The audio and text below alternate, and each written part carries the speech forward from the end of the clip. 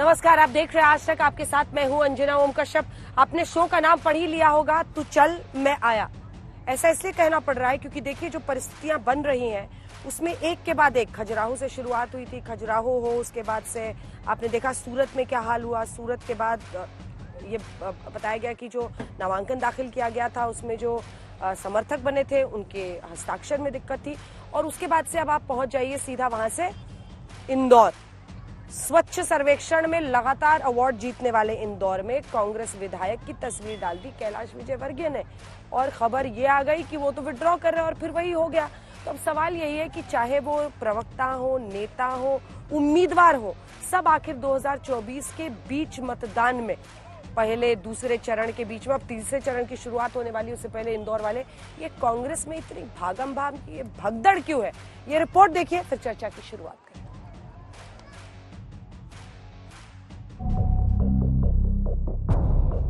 पहले मध्य प्रदेश के खजुराहो से इंडिया गठबंधन की उम्मीदवार का पर्चा खारिज हुआ। समाजवादी पार्टी की मीरा यादव अपने नामांकन पत्र में दस्तखत करना ही भूल गई थी। फिर सूरत में कांग्रेस के उम्मीदवार नीलेश कुंभानी के प्रस्तावकों के हस्ताक्षर का मिलान नहीं हो तो उनका पर्चा खारिज हुआ। इंदौर में कांग्रेस के उम्मीदवार अक्षय कांति बम ने अपना नाम ही वापस ले लिया। 3 अभ्यर्थियों के द्वारा अपना जो निर्धारित फॉर्मेट होता है उसमें प्रस्तुत किया गया है नाम वापसी हेतु आवेदन, और इसी क्रम में जो कांग्रेस कैंडिडेट थे अक्षय बम, उनके द्वारा भी अपना नामांकन वापसी का आवेदन स्वयं आकर दिया गया है। उसमें उनके हस्ताक्षर का मिलान भी कराया गया है और साथ साथ प्रॉपर वीडियोग्राफी भी इसी कराई गई। कांग्रेस के प्रत्याशी अक्षय कांति बम बीजेपी विधायक रमेश मेंडोला के साथ नामांकन फॉर्म वापस लेने पहुंचे और तभी उनकी तस्वीर खुद बीजेपी के बड़े नेता कैलाश विजयवर्गीय ने अपने साथ पोस्ट की। सोशल मीडिया प्लेटफॉर्म एक्स पर लिखा, इंदौर से कांग्रेस के लोकसभा प्रत्याशी अक्षय कांति बम का बीजेपी में स्वागत है। सवाल ये कि इंदौर यानी देश का वो शहर जिसे स्वच्छता में पहला पायदान मिलता है, उसी इंदौर में कांग्रेस का ही प्रत्याशी आखिर क्यों चुनाव में साफ हो गया? क्या प्रेशर बनाया मुझे नहीं पता है। ऐसे तो कोई अपना विड्रॉ नहीं करता है नॉमिनेशन और चला नहीं जाता है। लेकिन एक बात ये सच है कि जब हम बार बार कहते हैं लोकतंत्र का चीरहरण हो रहा है, तो ये लोकतंत्र का चीरहरण है। चीरहरण ये है कि सत्ता में जो सत्तारूढ़ दल है वो डराना, धमकाना, इंटिमिडेट करके लोगों के पर्चे वापसी करा रहा है, लोगों के प्रस्तावकों को डरा धमका रहा है। जब आज कांग्रेस के घोषित प्रत्याशी ने सबके साथ प्रदेश अध्यक्ष की नगरी में फॉर्म जमा किया और आज विड्रॉल के दिन वापस अगर ले लेता है तो अब हम क्या कर सकते हैं? कांग्रेस ने घुटने टेके हैं। कांग्रेस के साथ हमारे मध्य प्रदेश के अंदर समाजवादी पार्टी ने घुटने टेके, वो लड़ना नहीं चाहते हैं, उनमें दम नहीं बचा। कुछ 2-4 हमारे बिना विचारधारा के लोग अभी भी बचे हैं, उनको भाजपा के लोग खरीद कर लेके जा रहे हैं। लेकिन इस बार जनता ने मूड बना दिया है, राम के नकली भक्तों को पहचान लिया है। इस बार उनका सुपड़ा साफ होगा और 400 सीटों का घमंड, जिस प्रकार से राजा रावण का घमंड टूटा था, नरेंद्र मोदी का भी घमंड टूटेगा।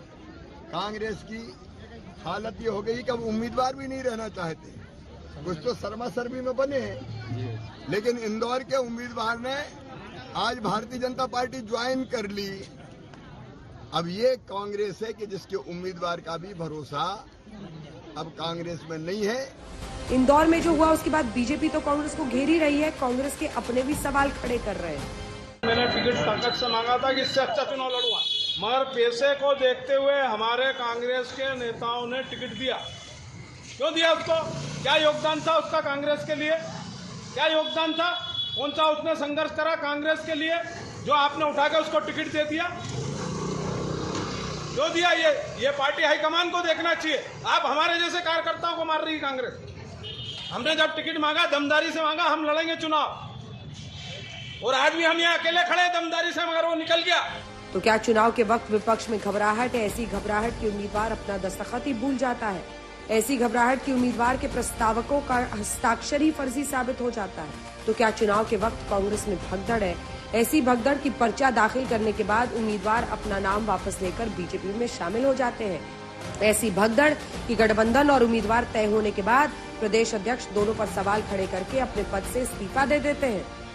अनुशासनहीनता और साजिश, तो वही काम तो लवली कर रहे हैं। लवली भी अनुशासनहीनता कर रहे हैं, आप अनुशासन से बाहर जा रहे हैं। तो मैंने कहा इसको निष्कासित करें। एक बड़े नुकसान से बचने के लिए मैंने आदरणीय खड़गे जी से यह आग्रह किया, इस पे कार्रवाई होना चाहिए और कार्रवाई तुरंत होना चाहिए। अन्यथा जो मंसूबे हैं, जो बीजेपी साजिश रचती है, कहीं ना कहीं ये भी एक साजिश का हिस्सा है। कार्यकर्ता के रूप में काम करने को तैयार हूं, बनिस्बत ये करवाने को तैयार हूं।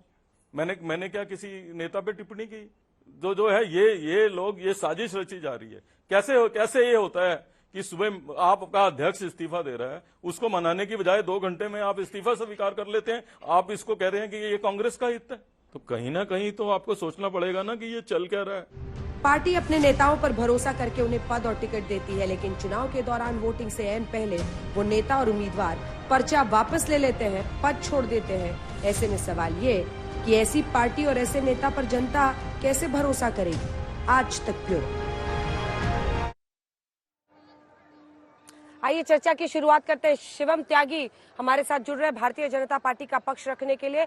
अभय दुबे जी हमारे साथ जुड़ रहे हैं जो कि पक्ष रखेंगे कांग्रेस पार्टी का। समाजवादी पार्टी की तरफ से अनुराग भदौरिया हमारे साथ जुड़ रहे हैं।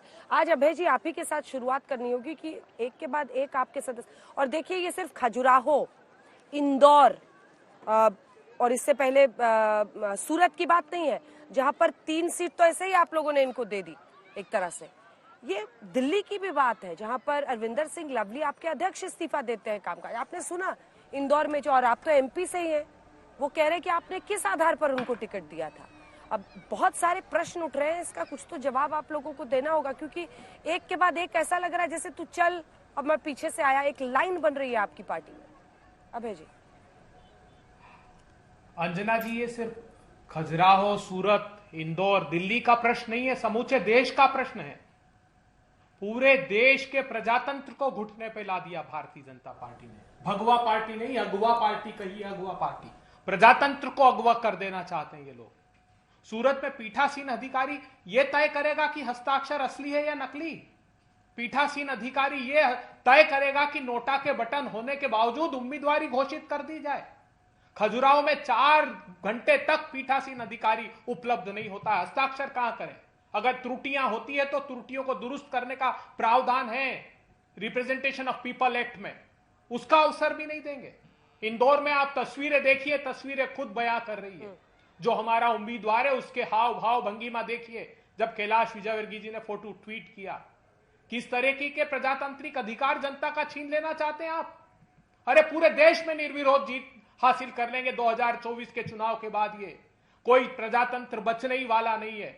आज तो मैं शर्मसार इस बात के लिए भी हूं प्रधानमंत्री जी कि 14 अप्रैल को आप जब मैसूर की सभा में गए थे तो वो जो आपके साझा उम्मीदवार है प्रज्वल, जिस पर 2023 में भारतीय जनता पार्टी का लोकसभा का चुनाव लड़ा हुआ, देवराजन ने आपके प्रदेश अध्यक्ष को 2023 में चिट्ठी लिखी थी कि कम से कम 3000 वीडियो इस आदमी ने बनाए हैं 3 महिलाओं को प्रताड़ित करके, उनके यौन उत्पीड़न के। उसके बावजूद प्रधानमंत्री जी आपने पीठ थपथपाई और अपना उम्मीदवार बना लिया। इस देश ने देखा, हाथरस देखा, उन्नाव देखा, बीएचयू देखा, आप जहां से सांसद चुनकर आते हैं। आपके पार्टी के लोगों ने बलात्कार, सामूहिक बलात्कार किया, उसके बाद वो चुनाव चले गए सत्ता की भूख मिटाने के लिए। क्या शोभा देता है? जो आतंकवादियों को टिकट आप दें, बलात्कारियों को प्रशय आप दें, भ्रष्टाचारियों का आप साथ मिला ले तो प्रजातंत्र बचा क्या है? जो अंतिम सीढ़ी है प्रजातंत्र की, उसका भी चीरहरण कर देना चाहते हैं। उम्मीदवारों को अगवा कर लेंगे आप। अरे प्रजातांत्रिक अधिकार जनता का है प्रधानमंत्री जी, लड़िए, साहस हो तो सामने मैदान में आकर लड़िए, जनता हराने जा रही है आपको। आपने एक सभा में कहा कि कांग्रेस को जिता दोगे तो 5 प्रधानमंत्री होंगे। हाँ, एक साथ ये 5 प्रधानमंत्री होंगे। पहले प्रधानमंत्री का हमारे नाम होगा युवा न्याय, दूसरे प्रधानमंत्री का नाम होगा किसान न्याय, तीसरे प्रधानमंत्री का नाम होगा हिस्सेदारी न्याय, चौथे प्रधानमंत्री का नाम होगा न्यारी न्याय और 5वें का होगा श्रमिक न्याय। 5 प्रधानमंत्री एक साथ मिलकर लड़ेंगे। आपकी तरह नहीं कि आपका धन्ना सेठ तो 1600 करोड़ रुपए रोज कमाए और किसानों की आमदनी 27 रुपए रह जाए, 12 करोड़ लोगों के रोजगार छीन लिए जाए, 84% की आमदनी कम कर दी जाए। प्रधानमंत्री जी 400 का गैस सिलेंडर 1000 रुपए के पार कर दिया जाए, वैसा प्रधानमंत्री नहीं होगा। 60-70 रुपए की दाल और तेल 200 रुपए के पार वो नहीं करेगा। 60 और 70 रुपए का पेट्रोल और डीजल 100 रुपए के पार प्रधानमंत्री वो नहीं करेगा। किसानों को जीप से रोन कर मार देने वाली सरकार नहीं नहीं होगी, उनकी राह में कील और कांटे बिछाने वाली सरकार नहीं होगी। बेटियों पहलवान को तिल कर अभी जैसे शिवम त्यागी सामने आएंगे मैं उनसे इसका जवाब लूंगी, लेकिन उससे पहले एक सेकंड, ये देवेंद्र सिंह यादव कौन है मध्य प्रदेश में? आप मुझे बताइए, देवेंद्र सिंह यादव कौन है? आप तो एमपी को जानते हैं। स्वाभाविक, मैं देवेंद्र सिंह यादव की प्रतिक्रिया पर कोई सवाल आज खड़ा नहीं करूंगा अंजना जी। वो मेरा समर्पित साथी कार्यकर्ता, वहां हमारा यूथ कांग्रेस के अध्यक्ष, बिल्कुल ठीक है, बुनियाद का पत्थर है वो कांग्रेस की, उसकी शिकायत अपनी जगह हो सकती है, लेकिन आज शिकायत समूचे प्रजातंत्र क्या कह रहे हैं वो आपके कार्यवाहक अध्यक्ष है, वो आपके कार्यवाहक अध्यक्ष हैं। क्या ये आपके लिए चिंता की बात नहीं है? वो खुद कह रहे हैं कि आप आखिर किस वजह से उन्हें टिकट मिला। अगर आप सही लोगों को ना चुने, गलत लोगों को टिकट दें, फिर वो गलत लोग इधर से उधर घूमने के लिए निकल जाएं, तो फिर आपको अपने अंदर मंथन करने की जरूरत है, या सिर्फ बीजेपी को दोष देने से समस्या का हल हो जाएगा? एक सिंपल कॉमन नॉलेज का प्रश्न है, इसका छोटा सा जवाब दीजिएगा 2 लाइन का। एक मात्र प्रकाश डालना चाहता हूं। अभी 3 दिन पहले 10 साल पुराने एक छोटे से झड़प के मुकदमे में ये जो हमारा उम्मीदवार है और उसके पिता को कोर्ट ने सम्मुख प्रस्तुत होने के लिए कहा है कि क्या प्रशासनिक दबाव, क्या व्यवस्था है, देश जानता है। हमारे विधायकों को फर्जी, हमारे पूर्व विधायकों को फर्जी 140 करोड़ रुपए के नोटिस देकर शामिल करा लिया। ये देखा है प्रदेश ने, इसके गवाह जो कार्यकर्ता की शिकायत, वो अपने प्लेटफॉर्म पर वो बात करें, मैं ये बात मानता हूं, लेकिन आज सवाल ठीक है शिवम त्यागी जी, अब आप बीजेपी की तरफ से, ठीक है, अच्छी बात है, आपने उसका कॉग्निजेंस तो लिया, क्योंकि देखिए आंख पे पट्टी बांध के बहुत अच्छा फायदा होता नहीं है। चुनाव के वक्त में एकदम मतलब त्रिनेत्र खोल के रखना चाहिए ताकि समझ में आए कहाँ पे क्या हो रहा है। शिवम त्यागी जी, आपके पास आते हुए जो लाइन से उन्होंने शुरुआत की थी, बस वही लाइन आपको बोल देती हूँ, आप जवाब दीजिए। वो कह रहे हैं भगवा नहीं अगवा पार्टी है, इसीलिए ऐसी परिस्थितियां हो रही हैं।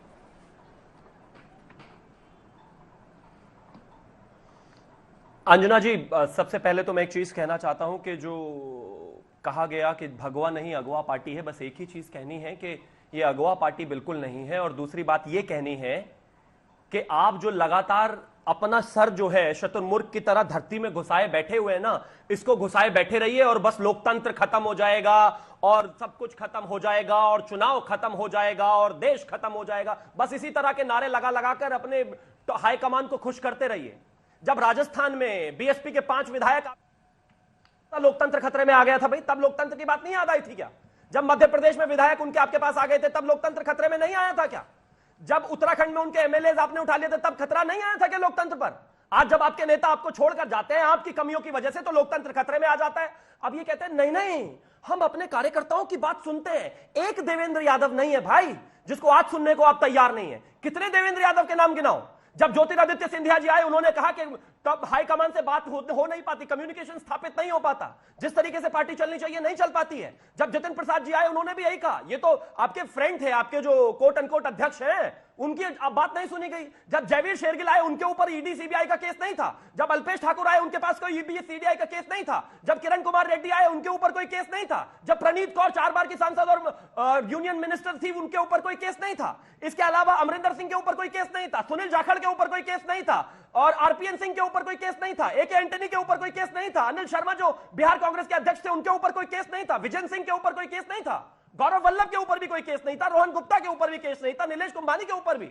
अब भाई मुझे एक चीज बताइए, ये इतनी लंबी लिस्ट है जो कहते हैं कि पार्टी में प्रॉब्लम है। भाई अंजना जी, आप राज तिलक कर रही हैं देश में अलग अलग जाकर के, और वो हेलीकॉप्टर में आप घूम रही हैं। अब आपको कोई एक ऐसा व्यक्ति दे दिया जाए जो ट्रेन ना हो, जिसको हेलीकॉप्टर चलाना ना आता हो, और वो कहे कि नहीं अंजना जी अगले डेस्टिनेशन पर आपको यही लेकर जाएगा, आप कहेंगे नहीं नहीं भाई मुझे नहीं बैठना, मुझे अपनी जान प्यारी है, मुझे अपना परिवार प्यारा है, मुझे अपना चैनल प्यारा है। लेकिन इस तरह से नहीं। इनका जो कैप्टन है राहुल गांधी, वो इनकॉम्पिटेंट है, उनसे कोई कम्युनिकेशन स्थापित कर नहीं पाता, बात कर नहीं पाता, और डूबते हुए जहाज में तो माफ कीजिए कोई नहीं रहना चाहेगा, कोई भी नहीं रहना चाहेगा। जहां बाढ़ आती है वहां से तो गांव के गांव खाली हो जाते हैं, और ये जो बाढ़ नुमा जो ये कांग्रेस इस समय हो गई है, यहां पर कोई रहना नहीं चाहता भाई।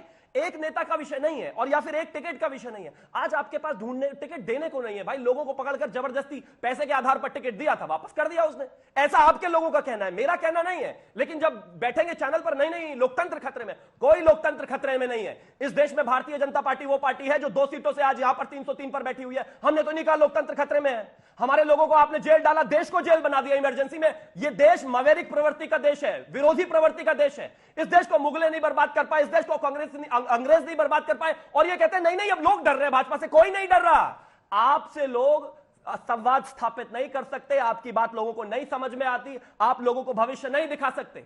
एक पार्टी जो 1980-85 के बाद भी 2014 तक सरकार में इंतजार कर सकती है या फिर अटल जी की सरकार का इंतजार कर सकती है। कार्यकर्ता जुड़े रहते हैं, नेता जुड़े रहते हैं, लेकिन आपके नहीं जुड़ रहे। आपको विपक्ष चलाना आता ही नहीं भाई। सच बात यह है कि 72 साल में से 58 साल में सत्ता में रहकर आप विपक्ष की जो पारी है उसको खेलना भूल गए हैं। आप विपक्ष के तौर पर जो है इस देश को बिल्कुल स्वीकार्य नहीं है और आपके खुद के नेताओं को नहीं है। अपने नेताओं की जो 10 गए हैं ना, सिर्फ 10 की बाइट सुन लीजिए, समझ आ जाएगा क्यों गया है कोई भी और किस लिए गया है। लेकिन मिस्टर त्यागी एक बात बताइए, मतलब ये क्या होता है? ये चमत्कार समझाइए। आ रही हो, एक सेकंड आ रही हो अभय जी, चमत्कार समझाइए। अरे भाई, कांग्रेस पार्टी से नाराजगी होगी उस शख्स को, तो कांग्रेस पार्टी वो जाके हो सकता है अपनी उम्मीदवारी भी कैंसिल कर दे। लेकिन कैलाश विजयवर्गीय के साथ की फोटो, कैलाश विजयवर्गीय उसको ट्वीट कर दे, ये सब कैसे हो जाता है भाई? ये चमत्कार कैसे हो जाता है? आप लोग अप्रोच नहीं करते हैं, लोग आके कहते हैं कि नहीं हमें तो बीजेपी से तुरंत जुड़ना है। अरे जिस शख्स को अपनी पार्टी से नाराजगी होगी वो उम्मीदवारी कैंसिल कर सकता है गुस्से में, लेकिन तुरंत बीजेपी में कैसे आएगा? आप लोग के संपर्क के बिना ही पहुंच जाते हैं सब।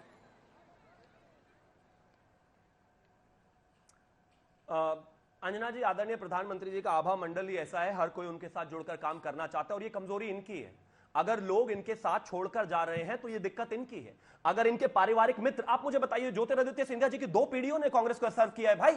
इतना तो अभय जुबे ने भी नहीं किया। जुम्मा 4 दिन इनको हुए आए हुए, ये चाहे किसी को भी क्रिटिसाइज कर दे सकते हैं। अगर हम जाखड़ जी की बात करें तो उन्होंने भी कहा भाई कि मुझे 50 साल का मेरा एसोसिएशन है, मुझे दर्द है इस बात का। कैप्टन अमरिंदर सिंह ने भी कहा मुझे दर्द है इस बात का। गुलाम नबी आजाद ने कहा कि राहुल गांधी के पिताजी राजीव गांधी, जब मैं उनसे मिलने के लिए बात करता था या किसी विषय को रखता था, वो बैठकर मेरी बात सुनते थे।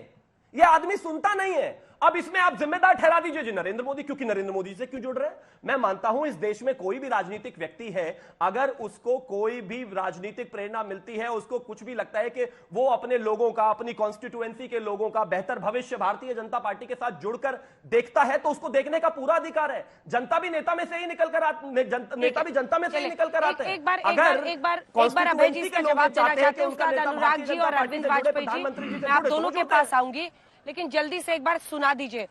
देवेंद्र सिंह यादव को एक बार सुनिए। अभय जी आप ही को जवाब देना है।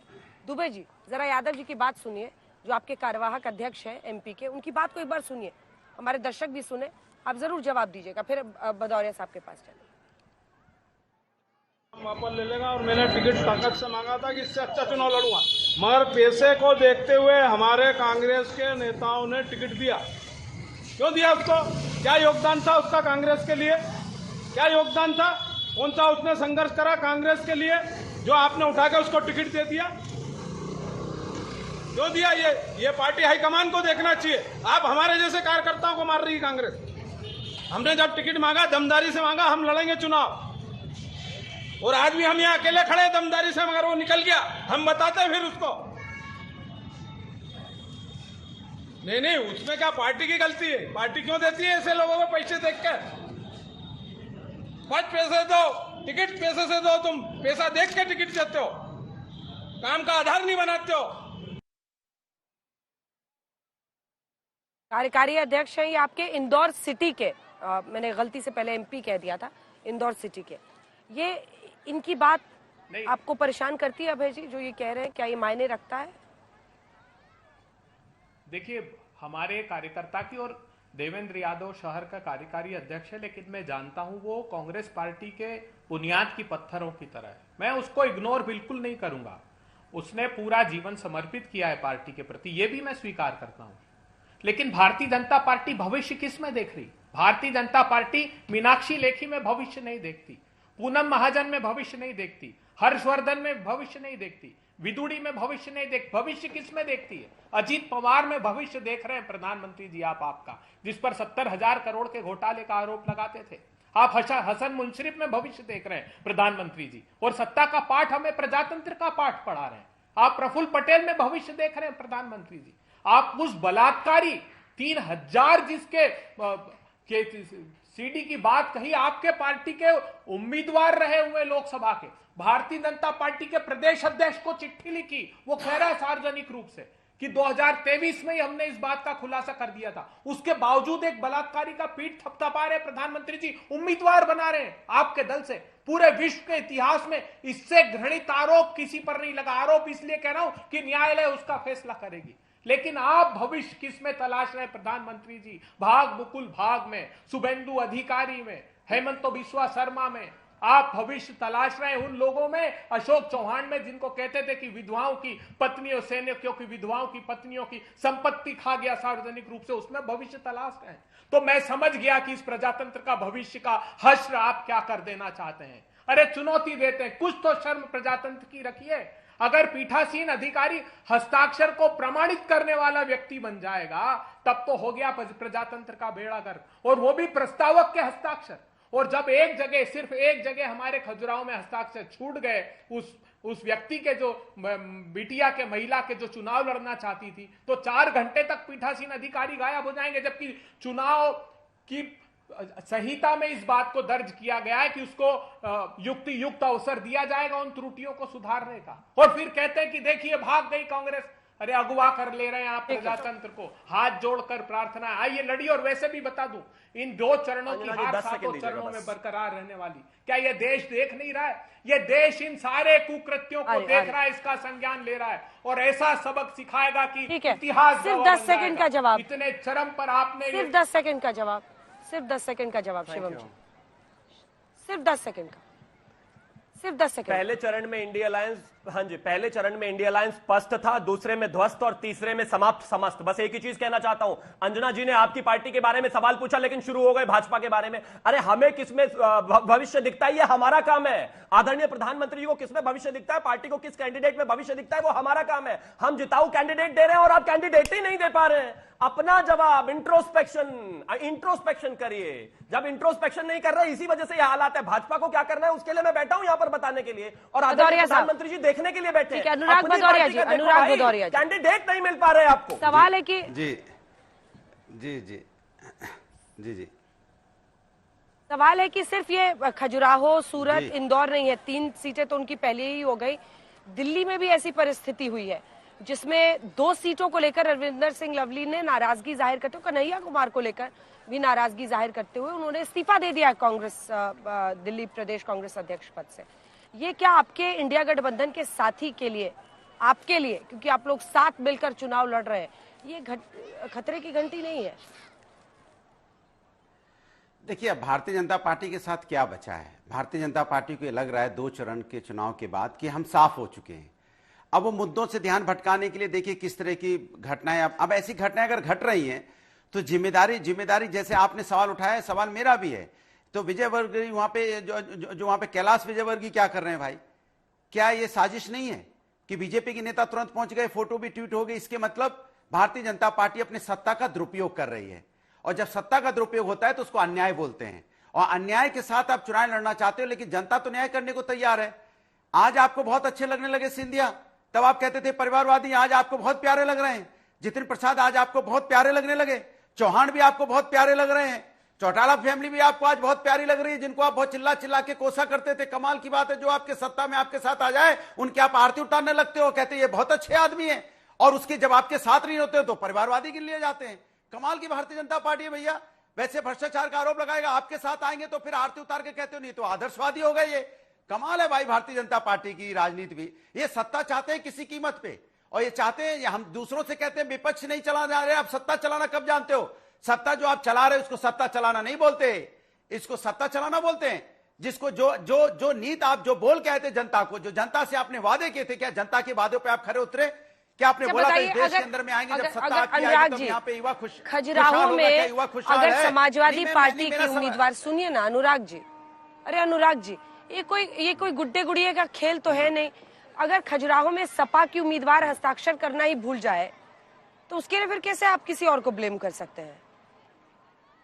देखिए, वहां पे जो घटना हुई है वो साफ सी बात है कि उन्होंने ये बोला कि आपने जो वोटर लिस्ट की जो आपने सर्टिफाइड कॉपी लगाई है ये आपकी थोड़ी पुरानी है। तो ये बताइए मुझे कि अगर 1 साल पुरानी अगर आपने कॉपी लगा दी तो आपका, हमें पता है जब आप नॉमिनेशन फाइल करते हैं तो दूसरे दिन बुलाया जाता है कि आइए आपको स्क्रूटनी करते हैं। स्क्रूटनी में आपको मौका मिलता है अपनी चीजों देखने का। क्या आपने स्क्रूटनी करने का मौका दिया? क्या आपने देखने का मौका दिया? स्क्रूटनी का मौका मिलता है अंजना जी। हम लोग चुनाव लड़ने वाले लोग हैं और स्क्रूटनी में आपसे पूछा जाता है ये चीज आपकी छूट गई है, शाम तक पूरी कर दीजिए। क्या इन्होंने ये मौका दिया किसी को, या इंतजार करते पहन लिए बैठे रहते हैं तुरंत क्या कमी निकली खट कैंसिल? क्या ये हिंदुस्तान है क्या? ये हिंदुस्तान है, इसको आपने क्या समझ रखा है? कहीं यहाँ पे कोई है नहीं, माने कोई रूल रेगुलेशन चलेगा नहीं। स्क्रूटनी में बुलाया जाता है, स्क्रूटनी में बाकायदा बुलाया जाता है। तो इसलिए मैं कहना चाहता हूं भारतीय जनता पार्टी जिस तरह का अपने सत्ता का दुरुपयोग कर रही है, उसको पता है कि जनता ने उसका साथ छोड़ दिया। इसलिए अंजना जी मैंने इनको बोला था, जब आपने कहा था तू चल मैं आया, तो मैंने बोला मैंने इसी पे आपको 2 लाइन तुरंत बनाई थी। इंडिया ने जहां पे रखा है झूम के कदम इस बार, बीजेपी वहीं पर हो गई एकदम, देखो साफ रोके ना रुकेगी इंडिया की आंधी। ए मेरे देशवासियों एक जरा इंतजार, 4 जून को आ रही है इंडिया सरकार 4 जून को आ रही है। इसका डर भारतीय जनता पार्टी को इस कदर सता रहा है कि अब वो नहीं कि अब वो चाह रहे हैं कैसे नॉमिनेशन वापस, नॉमिनेशन कैंसिल। अब इसी को करें क्योंकि चुनाव तो जनता ही नहीं, तो नॉमिनेशन विड्रॉ करवाओ, नॉमिनेशन कैंसिल करो, अब इसी पे लगे हैं।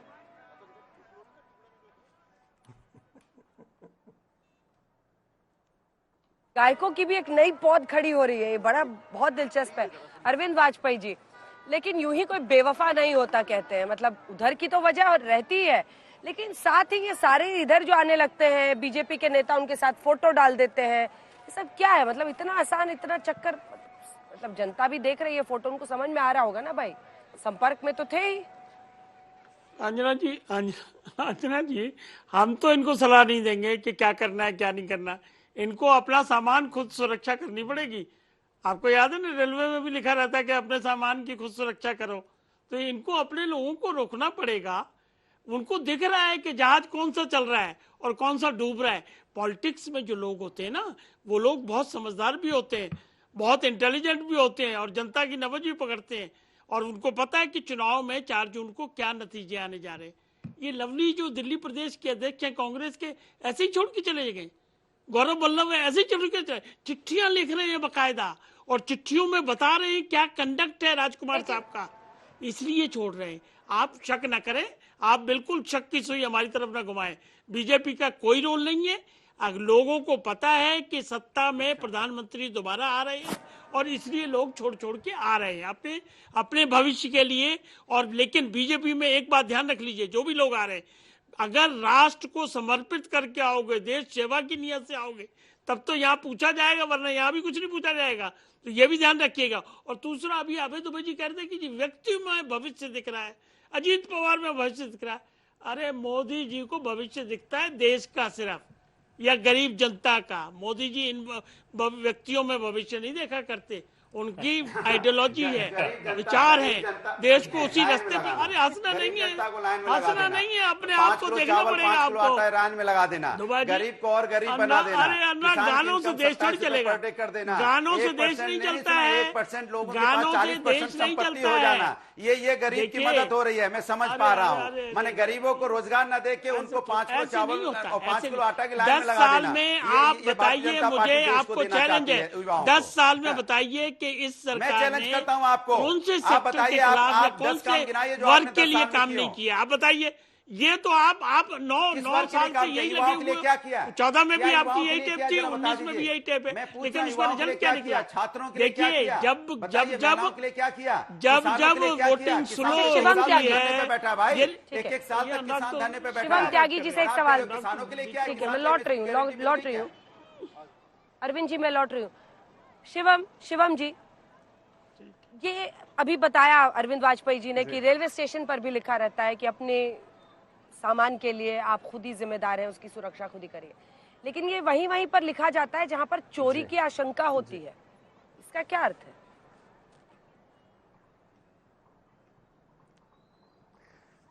देखिए अंजना जी, सबसे पहले तो मैं एक चीज कहना चाहूंगा कि जो आपने गाने की बात कही अनुराग जी की, तो उन पर बस मेरे पास 2 ही लाइनें हैं कि हजारों ख्वाहिशें ऐसी कि हर ख्वाहिश पे दम निकले, बहुत निकले मेरे अरमान लेकिन फिर भी कम निकले। इनको डिबेट में नहीं, आज तक साहित्य में इनकी जगह है, गाना गाएं, अच्छे से एंटरटेन करें लोगों को। चुनाव लड़ना इनके बस की है नहीं, एसी से बाहर निकल नहीं पाते। जब तक नेताजी थे तब तक पार्टी ठीक ठाक चल रही थी, 2-4 बार मुख्यमंत्री भी बने, 3 बार खुद बने, 4थी बार बेटे को बनाया। आज हालात ये है कि एसी से बाहर निकल नहीं पाते, एक सीट पे 4-4 बार कैंडिडेट बदलना पड़ता है, उसके बाद उम्मीद करते हैं कि जनता इनको दिखा भी देगी। मेरे बच्चे जब इतिहास पढ़ेंगे तो उनको दिखाई देगा कि मेरठ में 2024 में सपा से कौन लड़ा, तो 4 नाम तो ऊपर से ही निकल कर आ जाएंगे, इतनी तो इनकी डिसाइसिवनेस है। उसके बाद ये सोचते हैं कि 4 नाम बदलने के बाद इनको जनता वोट भी दे दे। अब आपके विषय पर आता हूं कि चोरी, मैं एक चीज कहना चाहता हूं, लोकतंत्र में लोगों को, नेताओं को, जनता को एक जगह से दूसरी जगह, एक नेता से जुड़ने के बाद दूसरे नेता से जुड़ने का पूर्ण अधिकार है। 70 के दशक में, इनफैक्ट 80 के दशक तक आते आते जो है ये देश पूरा कांग्रेस का था भाई। श्रीमती इंदिरा जी को यह देश समर्थन देता था। कांग्रेस वही पार्टी है जिसको 400 सीटें मिली, जनता थी उस समय उनके साथ। आज 2024 में अगर 140 करोड़ लोग ये कहते हैं कि हम आदरणीय प्रधानमंत्री जी से जुड़ना चाहते हैं, और उनके जो रिप्रेजेंटेटिव हैं, यानी कि जो नेता हैं, जो विधायक हैं, जो सांसद हैं, वो भी आदरणीय प्रधानमंत्री जी से जुड़ना चाहते हैं, तो इसमें कहां परेशानी है भाई? आपके साथ जब थे तो सब ठीक थे, आज हमारे साथ आ गए तो सब बिकाऊ है। आपकी पार्टी में कुछ नेता चले जाए, स्वामी प्रसाद मौर्य अखिलेश यादव जी के साथ चले गए थे, तब तो ये देश में लोकतंत्र खतरे में नहीं आ रहा था, तब तो ये ऐसा गाना नहीं गाए हमारे अनुराग जी। आज इनको कहता है कि नहीं हमारे लोग चले गए। विषय साफ है, जिसके पास नीति है, नियत है, विजन है, देश के लिए कुछ देने को है, जो जानते हैं अपने लोगों को कैसे चलाना है, लोग उनसे पहले भी जुड़ते थे, लोग आज भी जुड़ रहे हैं।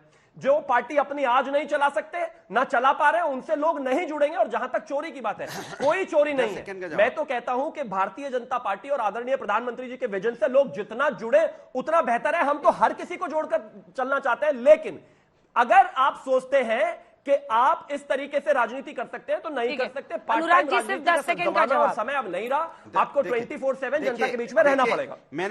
देखिए भारतीय जनता पार्टी की बेबसी, लाचारी, देखिए सवाल यह है कि क्या विचारधारा की नींव इतनी कमजोर है कि नेता इधर से उधर चले जा रहे हैं?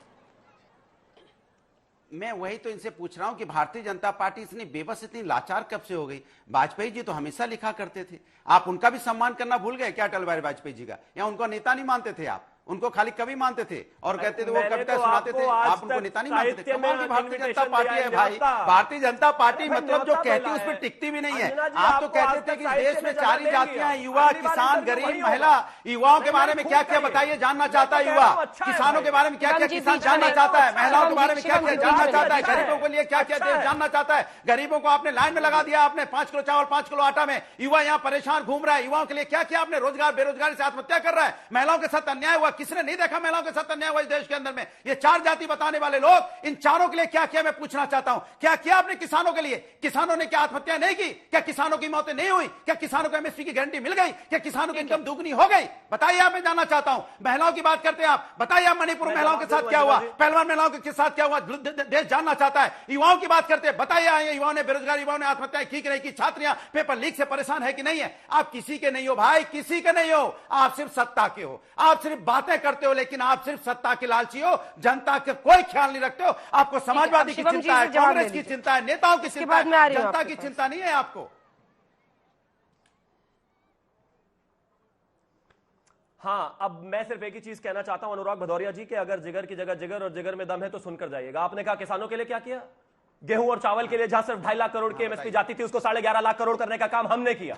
इस उत्तर प्रदेश में जो दिन रात दंगे होते थे, दिन रात हंगामे होते थे, दिन रात महिलाओं के साथ क्या होता था, उन्हीं बीच में नहीं, उन्हीं महिलाओं को सुरक्षा देने का काम हमने किया। कोई गैंगस्टर निकलकर बाहर बोल नहीं सकता, उनको ठीक करने का काम हमने किया।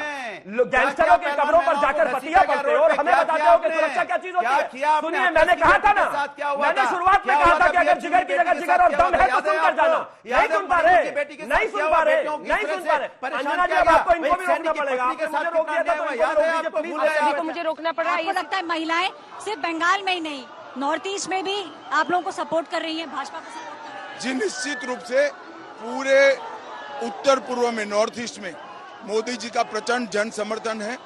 1.5 किलोमीटर के रोड शो में 7 किलोमीटर दूर से भीड़ है। रोड शो का पॉइंट तो अभी आया भी नहीं और ये हजारों लाखों लोग रोड पर उमटे हुए। ये बताता है कि मोदी जी का प्रचंड जन समर्थन है। निश्चित रूप से हम 400 पार के बहुमत के साथ तीसरी बार सरकार होगी। अमित जी, एक तरफ यहाँ पे जन सैलाब नजर आता है, दूसरी तरफ है राहुल गांधी जो ये बयान देते हैं कि 150 पे अटक जाएगी भाजपा, जिनको ऐसा लगता है कि अब की बार भाजपा नहीं समझ रही है। देखिए, आपके अलावा देश में इनको कोई सीरियसली नहीं लेता, आप भी मत लीजिए।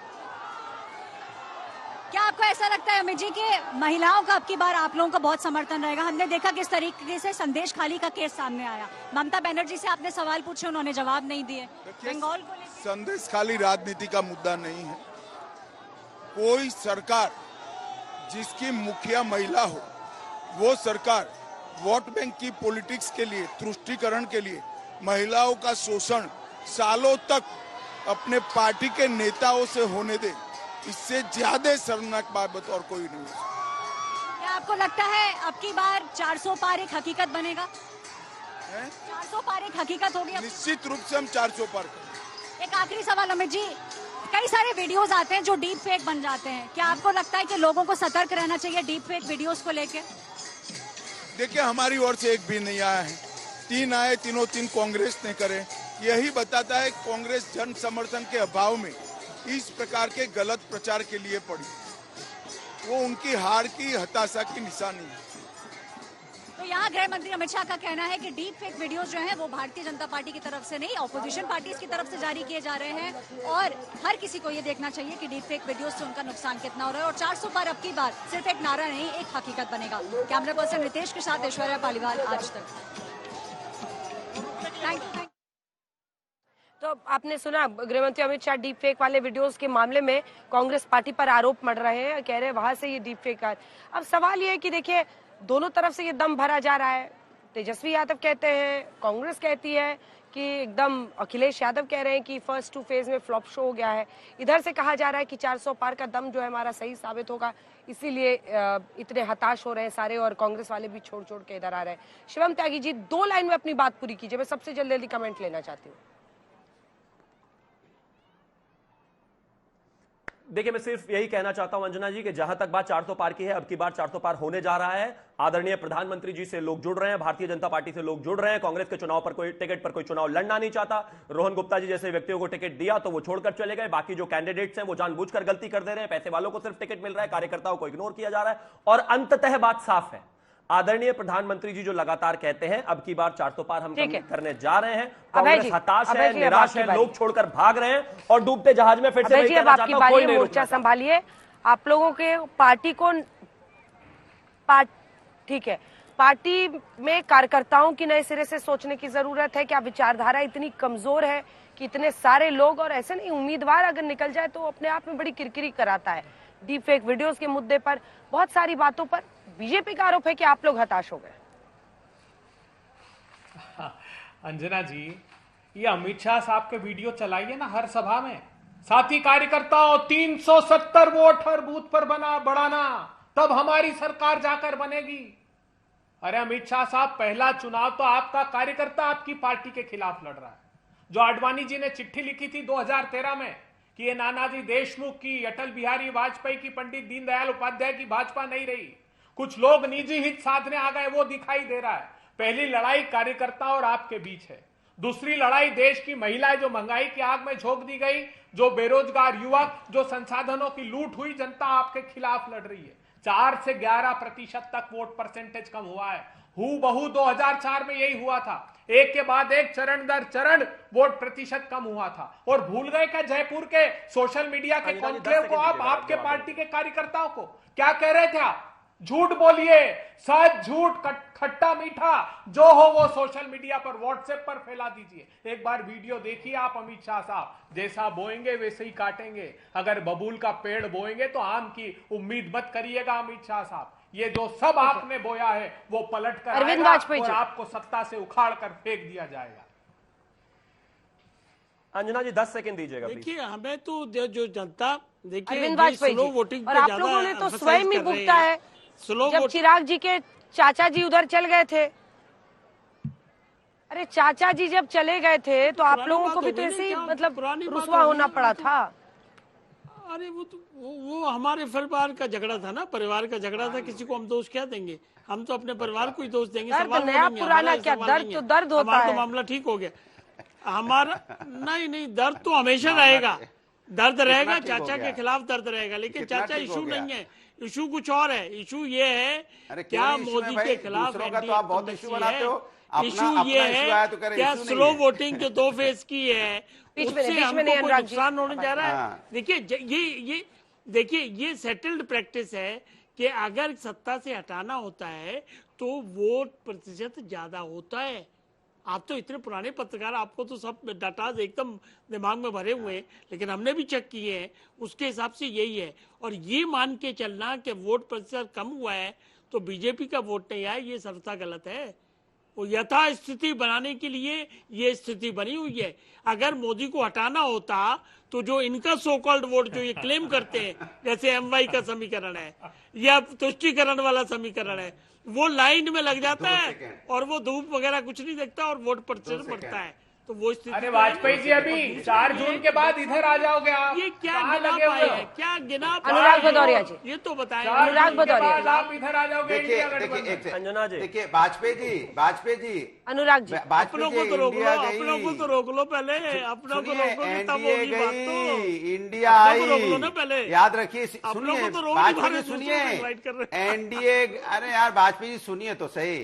एनडीए गई, इंडिया आई, इसी पे टिकिए आप, क्योंकि आप भी 4 जून के बाद इंडिया के साथ दिखाई देंगे। क्योंकि आपको पता है सत्ता जिधर उधर आपको आना, तो आप क्यों अंजना इतना जी, परेशान 10 बेचैन सेकंड होते दीजिएगा हैं प्लीज, बीजेपी के 10 लिए? सेकंड। क्योंकि आपको समझ में आ गया कि भारतीय जनता पार्टी ने जो अन्याय किया है, जो भारतीय जनता पार्टी ने जनता के साथ जो अन्याय किया है, हमें जनता क्या के समझ मुद्दों पे तो आएगा? बात की नहीं। ये भी आप जानते हो, ये भी आप जानते हो कि लेकिन भारतीय जनता आप पार्टी जो की चिंता अब करिए, ग्राउंड वो जीरो पे गायत्री जीरो हो प्रजापति चुकी है। की चिंता जब भारतीय करिए, जनता पार्टी जीरो हो गायत्री चुकी है प्रजापति तो की आप चिंता भी इधर करिए, आ जाइए, केसों की तो चिंता आपकी भी करिए। व्यवस्था इधर सिर्फ बनी एक लाइन शिवम त्यागी, टाइम खत्म हो चुका है। सिर्फ एक लाइन, आवाज नीचे अंजना जी, कीजिए। 10 सेकंड। जल्दी से सिर्फ एक लाइन, सिर्फ एक लाइन। मैं आज तक के माध्यम से इस देश की जनता को यही कहना चाहता हूं कि इनसे अपने कैंडिडेट रुक नहीं रहे, साइन ये कर नहीं पा रहे।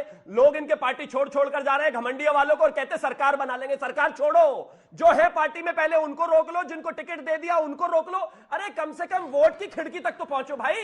कोई चुनाव नहीं जीत इसी रहा के है। साथ हल्ला बोल में इतना ही। आप सभी का बहुत बहुत धन्यवाद हमारे साथ जुड़ने के लिए। बहरहाल क्या ये एक सेकंड लड़ाई ये अनंत है, अभी तो चलती रहेगी। अभी तो 5 दौर का मतदान बाकी है। एक ब्रेक के लिए हम रुक रहे हैं। रात 8 बजे आप देखेंगे छपरा से, सारण सीट से राष्ट्र